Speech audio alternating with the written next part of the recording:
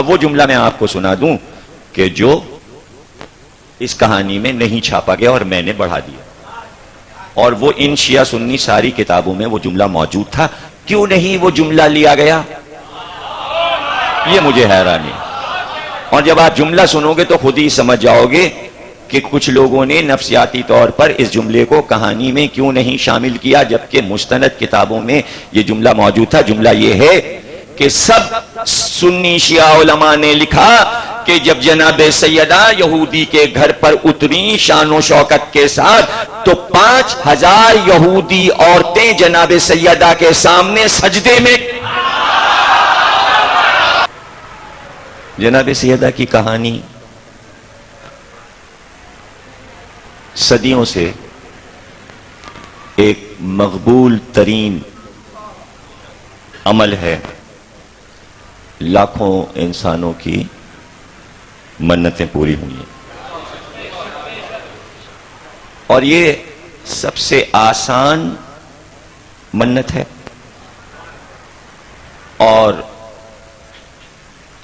مختصر ترین وقت میں ادھر مانا ادھر مراد آئی، اور چند منٹوں میں کہانی سنا کے منت کی ادائیگی ہو گئی، اور خرچے میں کل 2 پیسے کی شیرینی آئی، اس سے زیادہ کی نہیں۔ 2 پیسے ہی لکھے ہیں اب تک، جبکہ 2 پیسے تو بند ہو گئے۔ اب 2 پیسے کی شیرینی میں یعنی شکر بھی ہو سکتی ہے، شیرینی، مٹھاس، کشمش بھی ہو سکتی ہے، ہر وہ میٹھی چیز جو سامنے رکھے آپ نظر پوری کر دیں اور پھر اس کو چکھا دیں، اور جب مراد پوری ہونے کے بعد کہانی ہو چکے تو جو لوگ بیٹھے سن رہے ہیں وہ پھر مان لیں۔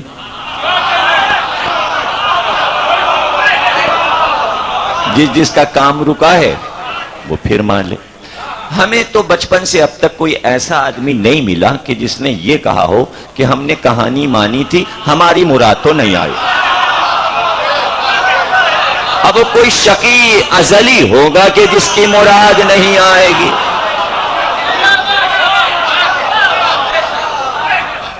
اب ایک مقبول عمل جسے عورت، مرد، بچے، میں تو چھوٹے بچوں کو بھی دیکھا ہے، ادھر پیپر شروع ہوئے اور بچے بھی کہانی مانے بیٹھے، کہانی سن رہے ہیں۔ ہم نے تو سب کو دیکھا، ہر عمر کے آدمی کو دیکھا، اور اس میں شیعہ نہیں، میں نے سنیوں کو بھی دیکھا، اور میں نے اخبارات میں بھی پڑھا، یہ بعض کھلاڑیوں، کرکٹ کے کھلاڑیوں کی بیویوں کے بیانات جنگ اخبار میں پڑھے کہ ہم نے اپنے میاں کے جیتنے کے لیے منت مانی ہے، آصف اقبال کی بیوی، اور اس طرح بہت سے کھلاڑیوں کے لوگوں کے بیانات میں نے پڑھے جو مجھے یاد پڑتے ہیں۔ اس کے علاوہ بھی بہت سے بیانات پڑھے، اور سنیوں میں زیادہ مقبول ہے یہ کہانی، شیعوں میں بھی مقبول ہے۔ اب یہ عمل ایک پراثر اور معجزاتی طور پر جس سے کسی کا نقصان نہیں ہو رہا۔ بھائی ایک چیز آپ اپنے گھر میں بیٹھے پڑھ رہے ہو، آپ کہہ رہے ہو ہماری مراد آئی ہے، اور شیرینی 2 پیسے کی ہے، نہ کئی دیگیں حلیم پکا ہے، نہ کھیر پکی، نہ بریانی، بھائی اس کی مرضی ہے، 2 پیسے کی شکل لا کے وہ رکھ کے بیٹھ کے کہانی کہہ رہا ہے، اس میں کسی کا کوئی نقصان نہیں ہو رہا، عقیدے کا نقصان نہیں ہو رہا، کسی تحریکی مواد پہ حملہ نہیں ہو رہا، کوئی بھی ایسا مسئلہ نہیں ہے۔ لیکن ایک دم سے ایک وبا اٹھی پاکستان میں کہ یہ ضعیف ہے۔ اب یہ ضعیف کا لفظ جو ہے یعنی یہ غلط ہے، اس کا کوئی وجود نہیں ہے۔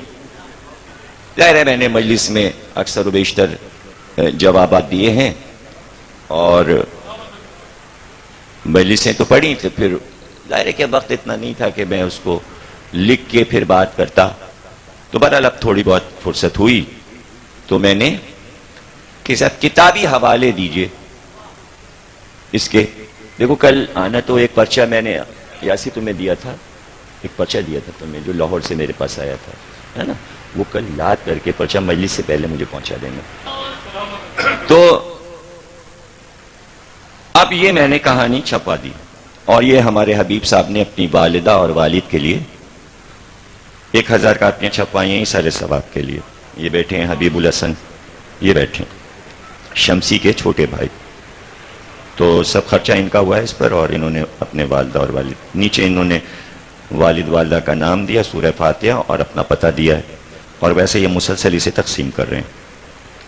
اب یہ خاتمے پر ہے، شاید دوسرا ایڈیشن پھر میں اس کا چھپا دوں تو کلر ٹائٹل پیج کمپیوٹر پہ بن گیا ہے۔ تو اس میں یہ پہلی کہانی چھپی ہے کہ جس میں یہ فہرست، اب یہ آپ لوگ اس کو ایسے ریکارڈ میں رکھیے گا کہ کھوئے نہ، اور اس کے فوٹو اسٹیٹ لوگوں کو دیجیے گا، اور جو بھی بحث کرے اس کو یہ آپ صفحہ نمبر 2 دکھائیے گا، اور اس میں نے حوالے دیے ہیں کہ یہ کہانی جو سنی جا رہی ہے یہ کن کن شیعہ سنی کتابوں میں موجود ہے، اور مستند اور مشہور کتابوں میں پہلی کتاب دیا ہے شواہد النبوہ، یہ بہت مشہور اہل سنت کی کتاب ہے۔ نزہۃ المجالس جلد 2 صفحہ 226 پر، یہ بھی سنیوں کی کتاب ہے۔ لولۃ البیضہ صفحہ 84، یہ بھی سنی کتاب ہے، اور یہ سب عربی میں کتابیں۔ عوالم العلوم شیخ بہرانی اصفہانی، یہ ایرانی کتاب ہے، بہت بڑے ایرانی عالم کی کتاب ہے، قم سے چھپی ہے۔ الخرائج والجرائح، یہ قطب راوندی سنی کی کتاب ہے۔ تو 5 ہو گئیں، چھٹی کتاب ہے ثاقب المناقب، یہ بھی سنی کتاب ہے۔ اور پھر شیعہ کتاب ہے مشہور بہار الانوار جلد 3 صفحہ 30، علامہ مجلسی، عربی طبع بیروت، اور 130 جلدیں میرے پاس ہے، جسے بہار میں دیکھنا ہو وہ میرے پاس آ کے دیکھ سکتے۔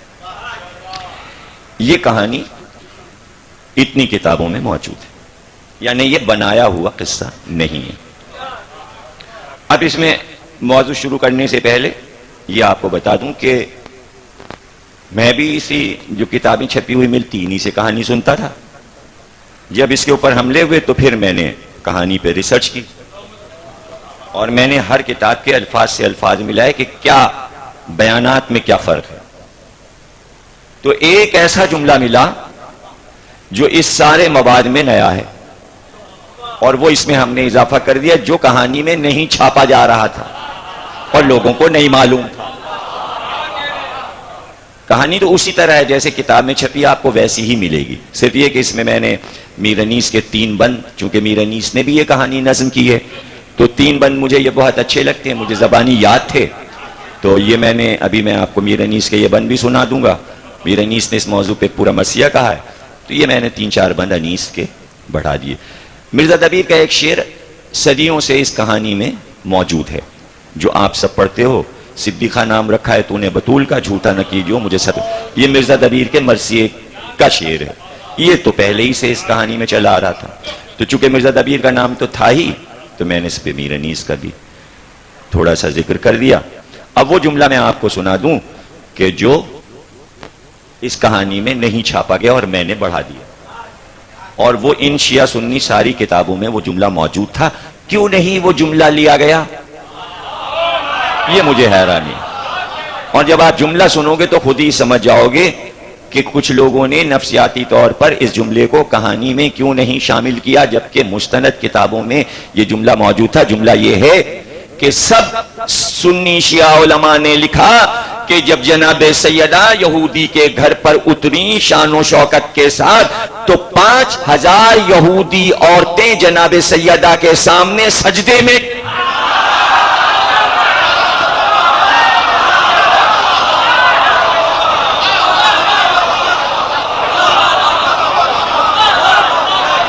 بی بی کو سجدہ کیا۔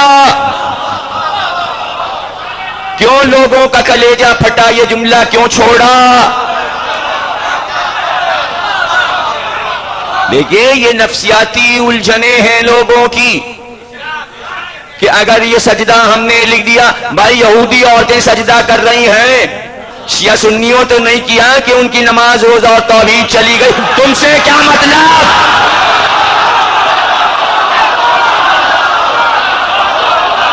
کسی سے کیا مطلب؟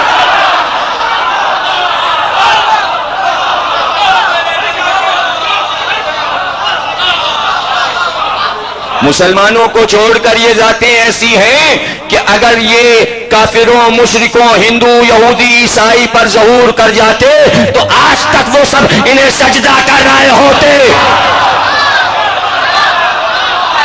یہ تو بدبخت ہے مسلمان،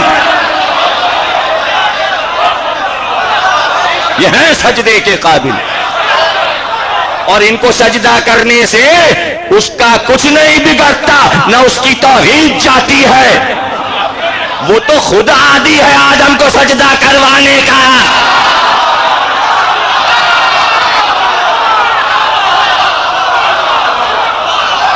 اس میں کیا بری بات ہے کہ یہودی عورتوں نے سجدہ کیا؟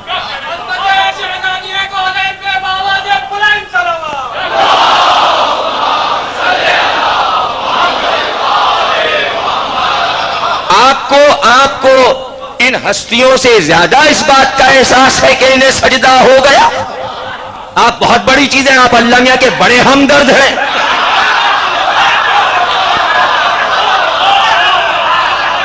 بھائی یہ تو توحید پرچار کرنے کے بانی ہیں، یہ زیادہ خیال رکھیں گے یا آپ رکھو گے؟ اگر انہیں سجدہ ہوا ہے تو فوراً دلیل قائم کریں گے، ادھر دلہن مری، ادھر وہی سیدہ نے نماز پڑھی، سجدہ اس کا ہے۔ تم سے زیادہ وہ سمجھتے ہیں اس بات کو۔ خدا کی قسم میں ایک ایسا جملہ کہنے جا رہا ہوں اسی کے ذیل میں، ناممکن ہے کہ زہرا کا بیٹا مہدی آئے اور یہ پوری دنیا انہیں دیکھ کر سجدے میں نہ جھک جائے تو میرا نام و نشان قیامت میں نہ رہے۔ ہوگا سجدہ، پہلے سجدہ مہدی کو ہوگا، پھر اس کو ہوگا، وہ دن ایسا ہوگا۔ اور اس میں جلے وہ جو یہ نہ سمجھے ارے بھائی سجدے کے قابل کوئی ہو تب سجدہ کسی کو ہونا، سجدے کے قابل۔ سجدہ اس لیے ضروری ہے کہ آدم کے پتلے کو سجدہ ہوا تھا تو ان کو سجدہ اس لیے ضروری ہو جائے گا تاکہ یہ بتائیں کہ آدم کی مٹی کو سجدہ نہیں تھا، وجہ سجدہ ہم تھے۔ تو آج تو ہم مجسم سامنے ہیں، ہم سجدہ کروا نہیں رہے ہیں، تم مجبور ہو کرنے پر، اور اگر سجدہ نہیں ہوگا مہدی کو تو خدا کی قسم شیطان جیت جائے گا۔